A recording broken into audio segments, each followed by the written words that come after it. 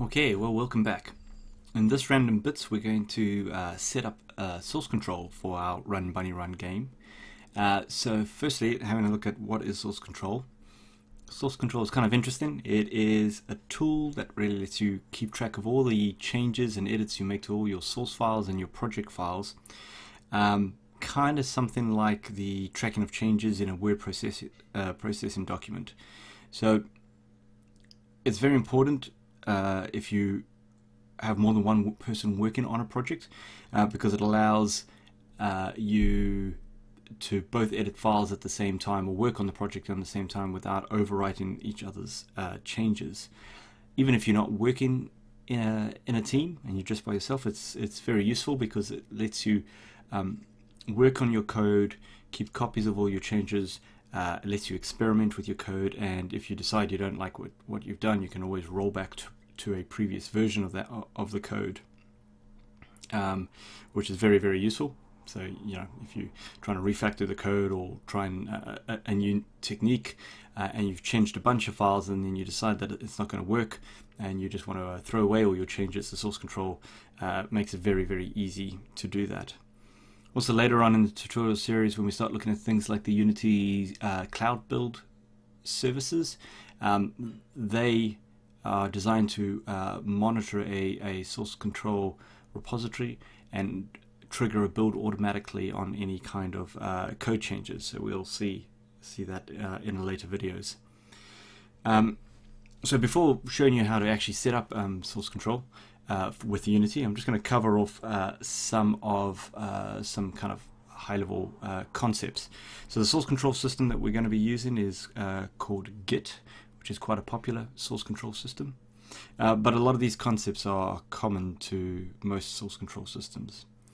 So typically, when people talk about a source control system, they will talk about something called a repo or a repository.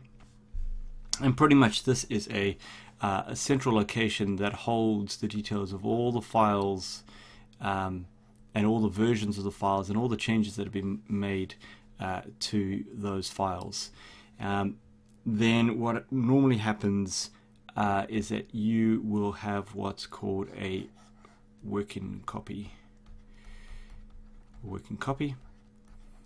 And what you do is you basically take a copy of those files into your working copy, and you can then edit these files as much as you like. And then once you're happy that you've got the files into the state you like, you commit them back to the repository, and then that will keep that history and those changes for you. Those changes and that history is often called a revision, and that lets you basically, if you want, you can go look at previous revisions or see the revisions that other people may have added to the repository as well. One of the important things that you do when you do a commit is to add some flavor of message, and that allows you to detail the set of changes you're making, so that if, say, somebody else is sitting on this side with their own working copy, when they fetch changes out of the repository, they can see what's happened, and likewise if they add or commit things back to the repository, you can see what they have been doing as well. Source control tools also provide mechanisms to compare one version of a file against another one, so you can quite easily see changes, or compare one set of changes against another set of changes so that you can see exactly what's been changed. And that's often called a diff. Now, as I've mentioned, this process allows more than one person to work on the source code at the same time, so each person will have their own working copy against which they can make changes, and then once they're happy they can push those changes back to the central repository, and you can then fetch the latest copy of the files, which includes everyone's changes from that repository, back out the other side. These tools are very smart in that if both, say, if this was Alice and this was Bob, if Bob happened to make a change to the same file that Alice has made a change to, as long as it's not in this exact same part of the file, the source control tools will merge those files together in a mostly smart way. If the tool is unable to merge, then it will raise what they call a conflict, and then you'll be forced to fix that yourself, which is generally why it's a good habit to, if you have some changes you're about to commit, first do pull down the latest changes from the repository, deal with any merge issues if there have been any merge issues, fix them up there, and then commit the whole lot back to the repository. That makes things generally a lot easier to deal with. Now, most source control systems, as I've drawn in this diagram, typically house the repository on a central server, and everyone's pushing and pulling their stuff to a central server. But that requires you to have a server set up and access to the server as well, which is kind of a little messy. Now, Git does something slightly different. It's called a distributed source control system. So what it does is effectively everyone, as well as having their working copy, also has a copy of the repo locally on their machine, and they will pull and push files, commit files into the repo. So this might be Alice's PC, and on the other side, Bob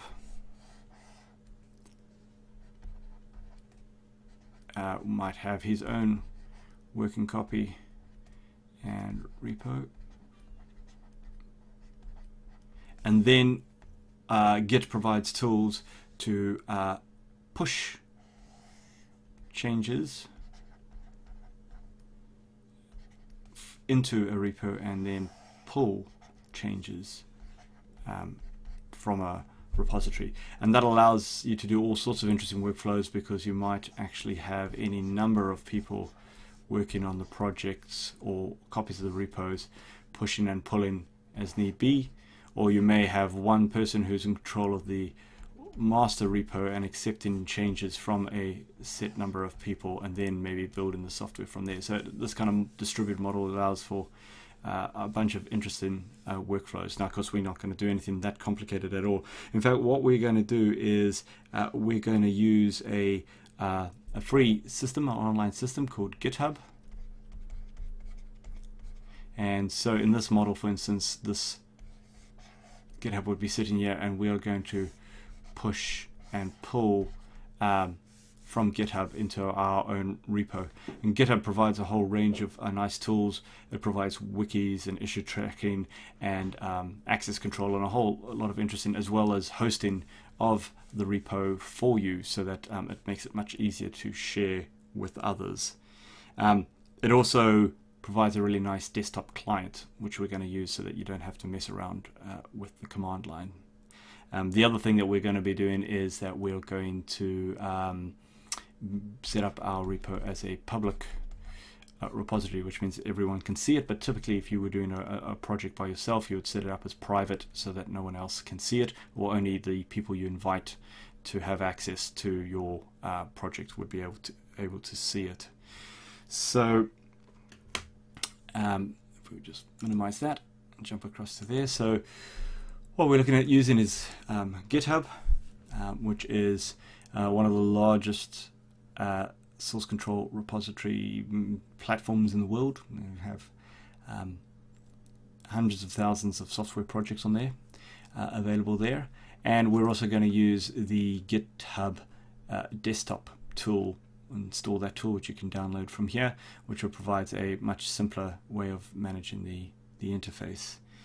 So what we're going to do to get going is we're going to go over to GitHub, and you have to have signed up and create an account on GitHub, and we are then going to go and create a new repository, and we're going to call this the Bunny Run Tut, and we're going to say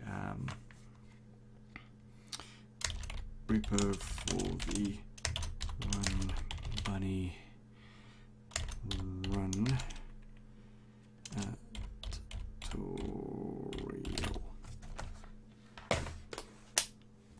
And I'll just fix up all those typos.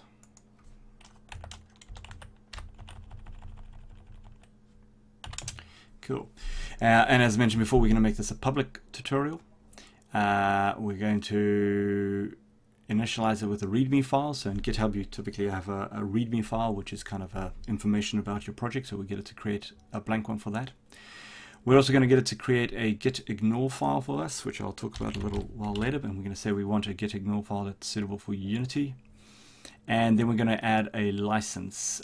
So for the tutorial, I'm going to release the source code under the Apache 2 license, the open source license, which means you can freely use the source code and tweak the source code as it's open source.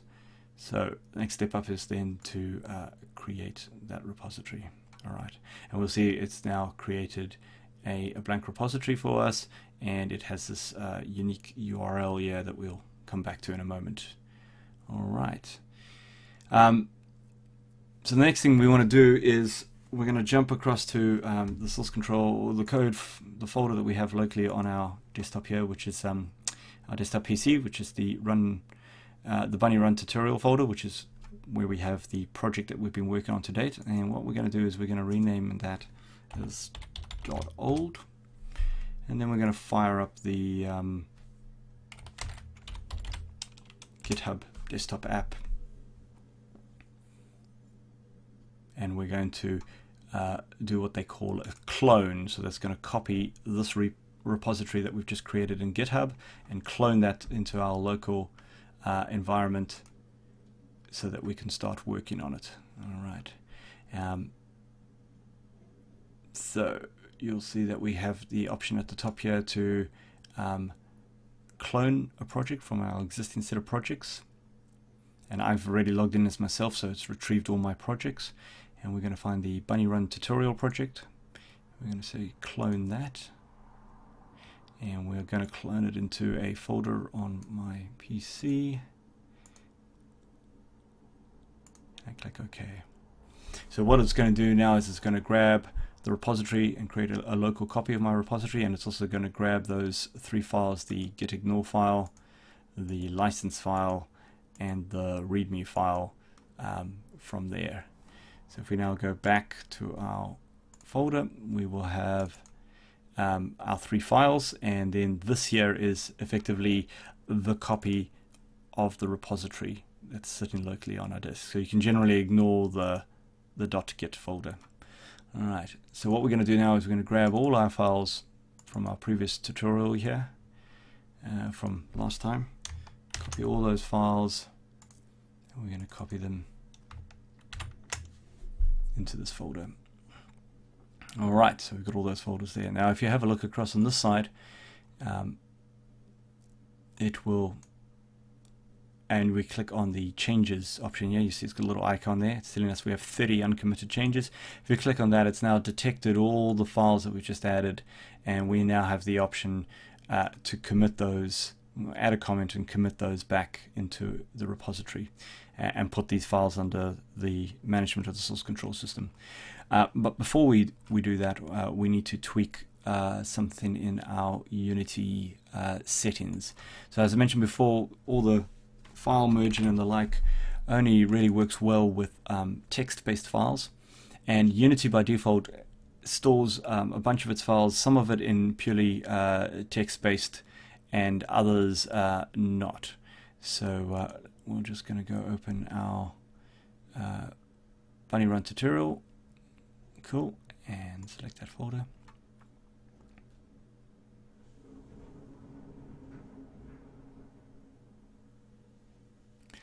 And once it starts up, so this should be where we left it, where if we play our game, we have the ability for our little bunny to run up and down, or jump up and down. So there he is there. Alrighty.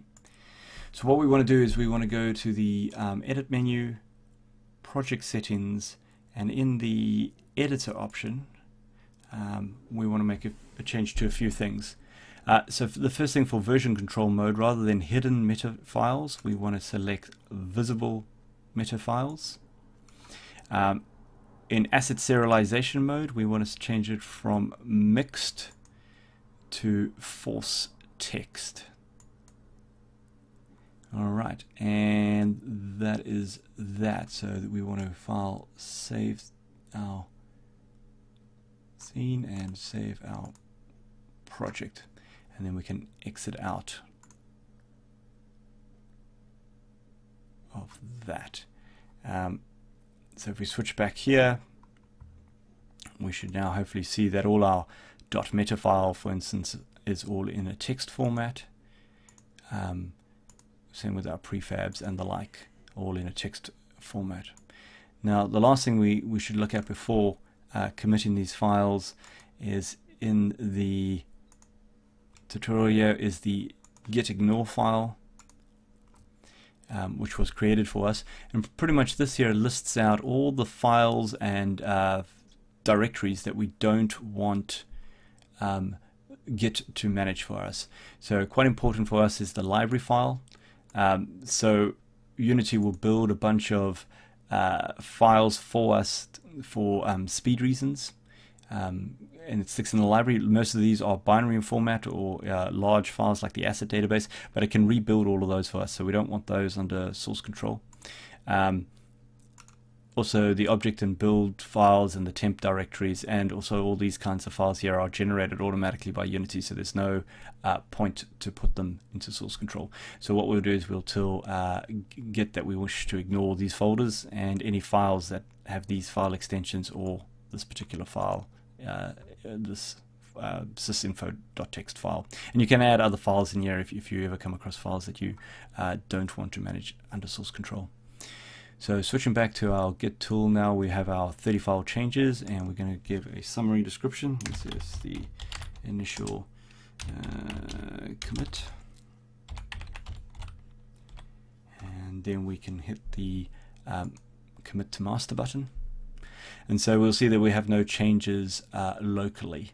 So what that has done is it's taken all those files, committed them into our local copy of the repository, but we want them to be available in the repository that's hosted in GitHub. So to do that, what we will do is we'll press this synchronize button, and you'll see that it says there that it will both pull and push the changes. So if anyone else in the meantime had made changes to my repository, it would pull those down from GitHub, merge them with my local one, and then push my changes back up. So if we do that now, we can see in the history here, 6 minutes ago I did my initial commit, or rather that was my initial commit that I did within GitHub when I created the project. Then I had another initial commit, which is the one I've just done locally, and then I'm now up to date with the project. And there's a bunch of tools where you can see the timelines and things that have happened. If we now use the view on GitHub option here, it will take us directly to the project on GitHub, and we'll now see that all the files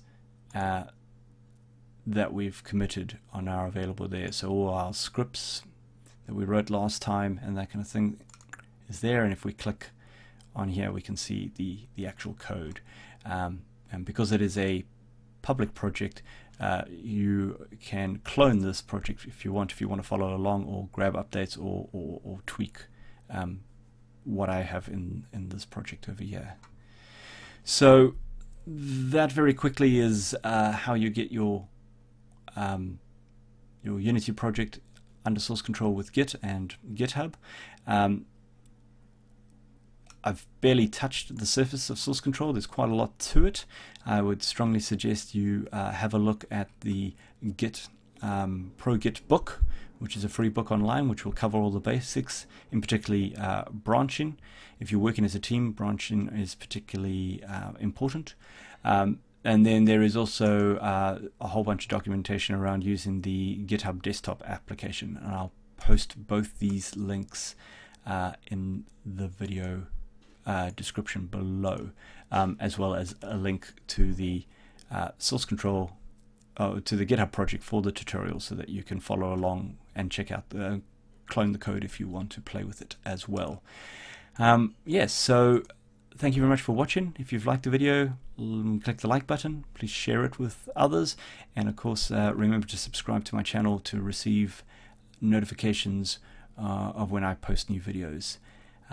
In the next video we'll get back to working on the project and get back to animating the bunny as he's jumping. Thank you very much for watching.